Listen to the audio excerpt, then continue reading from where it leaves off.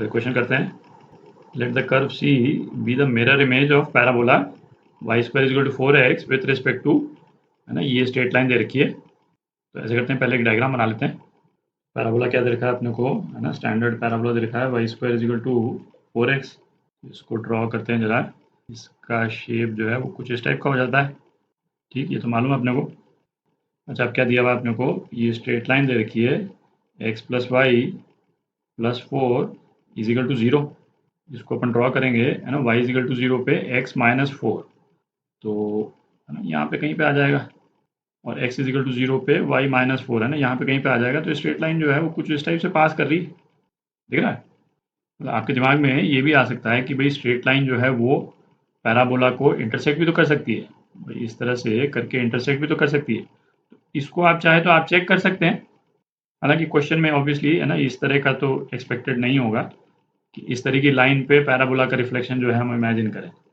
पर यदि आपको चेक करना ही हो, है ना, तो आप क्या कर सकते हैं, भाई y is equal to M X plus A by M, है ना, इस वाले पैराबोला पे टेंजेंट की ये इक्वेशन होती है। अच्छा, स्लोप क्या दे रखा है अपने को, -1 दे रखा है। m जो है वो इस वाले केस में क्या है, -1। और a क्या है इस पैराबोला का, a जो है वो 1 है ना, 4a इज इक्वल टू 4, तो a 1 हो गया।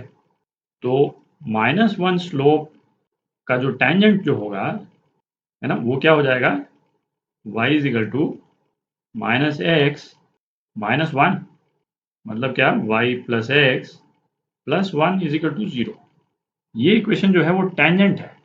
और अपने पास में जो इक्वेशन है, ये इक्वेशन क्या है, x plus Y plus 4 is equal to 0, और y plus X plus 1 is equal to 0, ये कहाँ से पास करेगी, है ना, ये आप इमेजिन कर सकते हैं, है ना। ये x इज इक्वल टू -1 पे एक तो इंटरसेक्ट कर रही है, और y इज इक्वल टू -1 पे इंटरसेक्ट कर रही है, आप देख रहे हैं।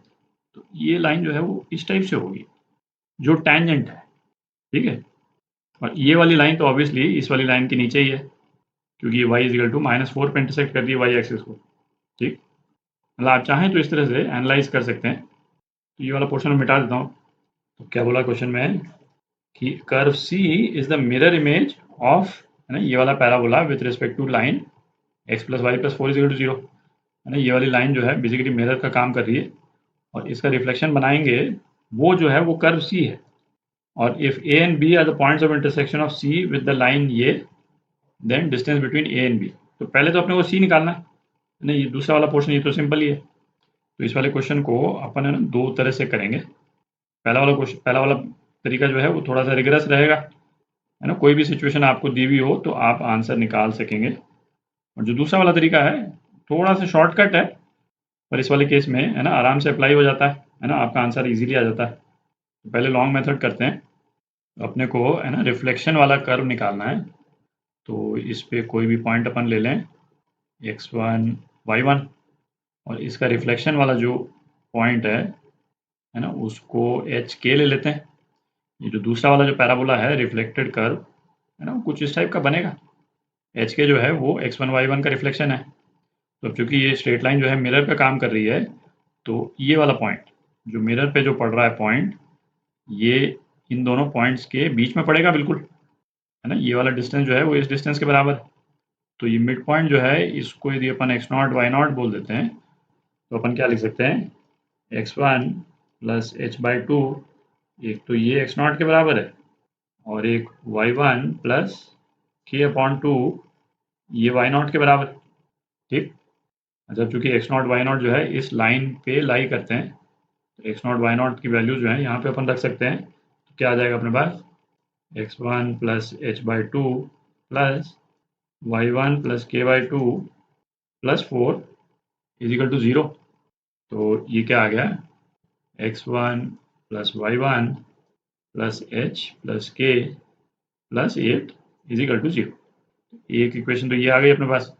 अच्छा, x1 y1 h और k के बीच में एक रिलेशन अपने पास में आ जाएगा। जो ये वाली जो लाइन है, इसको मैं ए बी बोल देता हूँ। ए बी लाइन के स्लोप से आ जाएगा। ये वाली लाइन है, इसका स्लोप क्या है, m इजिकल टू -1। अच्छा, ए बी लाइन इसके परपेंडिकुलर है, तो ए बी लाइन का स्लोप एम ए बी, ये क्या हो जाएगा, +1 हो जाएगा। ठीक, तो एम ए बी ये क्या है, +1, और इसका स्लोप अपन क्या लिख सकते हैं, y1 माइनस के है ना, y2 minus y1 upon x2 minus x1 upon x1 minus h। ठीक, इसको आप सिंप्लीफाई कर लें तो क्या आ जाता है, y1 is equal to x1 plus K minus h। ये आपकी सेकंड इक्वेशन हो गई। थोड़ी जगह कर लेते हैं, तो 2 से y1 की वैल्यू जो है 1 में डाल देते हैं ना, y1 की वैल्यू 1 पे डाल देते हैं तो क्या आ जाएगा अपने पास, x1 ये तो है ही plus x1 plus K minus h plus K plus 8 is equal to 0। तो ये क्या हो गया, x1 plus K plus 4 is equal to 0।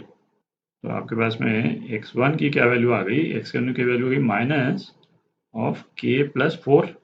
अपने को करना क्या है, x1 y1 की वैल्यू जो है वो k और h के टर्म्स में अपन ले आएंगे और उसके बाद में ये पैराबोला की जो इक्वेशन है उसमें डाल देंगे, क्योंकि x1 y1 जो है वो पैराबोला पे पढ़ते हैं। ठीक, जब x1 की ये वैल्यू जो है इसको इक्वेशन 1 में डाल दें अपन, तो अपने पास में y1 की वैल्यू आ जाएगी। क्या हो जाएगा, माइनस के माइनस 4 है ना, x1 की वैल्यू डाल दी plus y1 plus h plus K plus 8 is equal to 0। K cancel out हो गया, तो अपने पास में y1 क्या आ जाता है, y1 आ जाता है माइनस ऑफ h प्लस 4। ठीक, तो अब x1 y1 के कोऑर्डिनेट्स आ गए, इसको अपन पैराबोला की इक्वेशन में डाल देते हैं। अपने पास में रिफ्लेक्टेड कर्व की इक्वेशन आ जाएगी। इसको मिटा देता हूँ, x1 y1 की वैल्यू है ना पैराबोला की इक्वेशन में डाल देते हैं, क्योंकि x1 y1 पैराबोला पे पड़ता है। तो क्या आ जाएगा अपने पास में, h plus 4 whole square is equal to minus 4 K plus 4।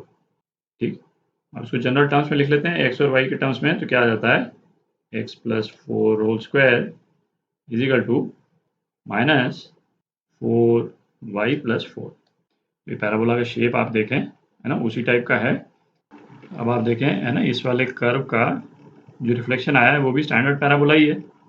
X square is equal to 4ay के टर्म्स में है ना, इन्वर्टेड है बेसिकली। इसका वर्टेक्स जो है वो कहाँ पे है ना, माइनस फोर पे है इसका वर्टेक्स, और इसका जो एक्सिस है वो वाई एक्सिस के पैरेलल है ना, एग्जैक्टली इन्वर्टेड कर्व है ये। ठीक, एक्सिस जो है वो स्लांटेड नहीं है। तो अब हमको क्या पूछा है, y इज इक्वल टू -5 वाली लाइन पे y इज इक्वल टू -5 जो है, ये -4 है, तो y इज इक्वल टू -5 वाली लाइन इस तरह से जाएगी। इस इक्वेशन में डाल देते हैं, x की वैल्यूज आ जाएंगी अपने पास में। तो ये क्या हो जाएगा, x plus 4 whole square is equal to -5 डाल देंगे तो 4 आ जाएगा। तो x प्लस 4 क्या हो गया है ना, प्लस माइनस 2 हो गया। तो x की दो वैल्यूज आ गई आपके पास में, कौन कौन सी वैल्यूज आ गई, एक तो -2 आ गई और दूसरी -6 आ गई है ना। तो ये -2 है, x इज इक्वल टू -2 और ये -6। तो ये दोनों पॉइंट जो हैं वो ये क्या है, ये a और b वाले पॉइंट्स हैं। तो ये डिस्टेंस जो है क्या हो जाएगा, ए बी डिस्टेंस का यहाँ लिख दें है ना, ए बी डिस्टेंस क्या हो जाएगा, 4 हो जाएगा है ना, 6 - 2 4। तो ये आपका आंसर। अच्छा, तो अब क्या, ये तो थोड़ा सा ना मतलब लंबा तरीका हो गया इसको क्वेश्चन को करने का। इसी क्वेश्चन को है ना एक थोड़े से शॉर्टर फॉर्म से करते हैं, और शॉर्टर फॉर्म से हम इसलिए कर पा रहे हैं है ना, आप अप्रिशिएट कीजिएगा, क्योंकि जिस पैराबोला का हमको रिफ्लेक्शन निकालना है वो एक स्टैंडर्ड पैराबोला है ना, उससे हमको कुछ फ़ायदा हो जाता है। तो रिफ्लेक्शन जो है ये बिना इक्वेशंस वगैरह के भी हम आराम से निकाल लेंगे है ना, तो उसको भी एक बार देख लें आप। तो अब दूसरा तरीका कर रहे हैं अपन, इसको एक्सटेंड कर देते हैं। तो इसमें क्या हमारा एम क्या है कि यदि एक तो हम वर्टेक्स निकाल लें, ठीक, वर्टेक्स निकाल लें और एक्सिस यदि अपन निकाल लें रिफ्लेक्टेड कर्व का, तो चांसेस हैं कि जो रिफ्लेक्टेड कर्व है उसकी इक्वेशन हमारे पास में आ जाएगी। तो अब आप देखें ये क्या है, ये 0 0 है वर्टेक्स का रिफ्लेक्शन है ना, ये अप्रॉक्सीमेटली यहाँ पे कहीं पे आएगा वर्टेक्स का रिफ्लेक्शन। तो दिख ही रहा है ये वाला पॉइंट जो है वो -4 है, और ये वाला पॉइंट क्या है, ये भी -4 पे है। अब ये वाला जो पॉइंट है रिफ्लेक्टेड पॉइंट, उसके कोऑर्डिनेट्स आप कई तरह से निकाल सकते हैं। आप चाहे तो जैसे सिमेट्री से भी आपको दिख रहा है ना, जैसे ये वाला जो ट्राइंगल है, ये वाला ट्राइंगल है ना जिसमें मैंने अभी कर्सर मूव किया, ये नीचे वाला ट्राइंगल जो है वो इसका एग्जैक्ट रिफ्लेक्शन है कि भाई ये परपेंडिकुलर है। तो ये वाला ट्राइंगल, ये ऊपर वाला जो ट्राइंगल जिसमें मैंने अभी कर्सर किया, और ये वाला ट्राइंगल दोनों कॉन्ग्रुएंट है। ये वाला पॉइंट क्या हो गया, मिड पॉइंट हो गया इन दोनों पॉइंट्स का इन दोनों पॉइंट्स का मिड पॉइंट। तो इसके कोऑर्डिनेट्स क्या हो जाएंगे भाई, इसके कोऑर्डिनेट जो है -2 हो जाएंगे, है ना, -4 + 0/2 और -4 + 0/2। और ये -2 जो है वो ये 0 0 और ये वाला पॉइंट, इस वाले पॉइंट को वर्टेक्स है तो इसको V बोल देता हूँ मैं, V। ये -2 जो है V और ओरिजिन इनका मिड पॉइंट है। तो x कोऑर्डिनेट ऑफ V + 0/2 ये क्या -2 के बराबर। तो एक्स भी जो है क्या आ गया -4 आ गया। और इसी तरह से वाई भी जो है वो क्या आ गया, वो भी -4 आ गया। तो ये तो आपके क्या आ गया -4 वर्टेक्स तो यहाँ आ गया आपका। ठीक, अब आप एक्सिस देखें तो यहाँ पे एक्सिस क्या है, यहाँ पे एक्सिस जो है एक्स एक्सिस है, इसका रिफ्लेक्शन। ठीक है, अपने को इसका रिफ्लेक्शन देखना है। तो ये वाली जो लाइन है, क्या लाइन है ये, x + y + 4 = 0 एक्स एक्सिस से 45 डिग्री बना रही। मतलब ये एंगल क्या है 45। ये जो एक्सिस का जो रिफ्लेक्शन है वो भी क्या एंगल बनाएगा 45 डिग्री बनाएगा इस वाली लाइन से। इसका मतलब क्या हो गया कि ये एंगल क्या हो गया, ये एंगल 90 डिग्री हो गया, दिख रहा है। तो इसका मतलब एक्स एक्सिस के परपेंडिकुलर हो गया। तो रिफ्लेक्टेड कर्व का जो एक्सिस है वो क्या हो गया, वो ये एक्सिस हो गया, दिख रहा है। तो इससे हमको क्या मालूम चल गया है कि जो रिफ्लेक्टेड कर्व है वो भी एक स्टैंडर्ड पैराबोला है जिसका वर्टेक्स जो है -4 पे है। ठीक, तो वर्टेक्स अपने को मालूम चल ही गया है। यदि अपन ये पता कर लेते हैं रिफ्लेक्टेड पैराबोला का, तो रिफ्लेक्टेड पैराबोला की इक्वेशन निकाल लेंगे, क्योंकि स्टैंडर्ड फॉर्म में है, ये तो हमको मालूम ही है। ये किस वाले स्टैंडर्ड फॉर्म में है, x² = 4ay, इस वाले फॉर्म में है। इसका वर्टेक्स शिफ्ट हुआ हुआ है, तो इसमें ये एडिशन तो अपन कर ही दें, x + 4 = ये y वाला पोर्शन ये भी अपन ने लिख लिया, 4 ये तो है ही। अच्छा, अब a, तो a आप देखें, a जो है वो इस वाले रिफ्लेक्टेड कर्व का वो तो वही होगा जो कि ओरिजिनल कर्व का है। भाई मिरर में कोई भी रिफ्लेक्शन होता है तो ऑब्जेक्ट का साइज थोड़ी चेंज हो जाता है ना। आप किसी भी, है ना, आप अपना खुद का रिफ्लेक्शन देखते हैं प्लेन मिरर में, कनकेव या कन्वेक्स मिरर नहीं है, प्लेन मिरर में किसी भी ऑब्जेक्ट की इमेज है उसका साइज जो है वही रहता है जो ऑब्जेक्ट का रहता है।